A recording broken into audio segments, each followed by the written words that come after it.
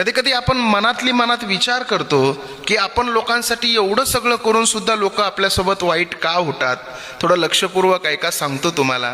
काय झालं बघा, एका ओढ्याच्या काठाला एक विंचू होता. विंचवाला तो ओढा पार करायचा होता, परंतु पाण्याचा वेग जास्त असल्यामुळं त्याला ओढा पार करता आला नाही. त्याच ओढ्याच्या बाजूला एक बेडक बसलेला होता. त्या बेडक्याला या विंचवानं सांगितलं, अरे दादा, मला या ओढ्यापासून पलीकडे जायचं आहे, परंतु मला जाता येत नाही. एक काम करशील का, मला या ओढ्याच्या पलीकडे जाण्यासाठी मदत करशील का. त्यावेळेस बेडक काय म्हणाला माहितीये, बेडक म्हणाला, अरे विंचवा, मी तुला या ओढ्याच्या पलीकडे जाण्यासाठी नक्की मदत केली असती, परंतु तुझा स्वभाव आहे डंक मारण्याचा. तू मला डंक मारलोस तर मी मरून जाईल. त्यावेळेस विंचू म्हणायला लागला, अरे बेडका, मी कसा तुला डंक मारल. ओढ्याच्या पलीकडे जात असताना मी जर तुला मध्येच डंक मारला तर तू बुडशील, पण तुझ्यासोबत मला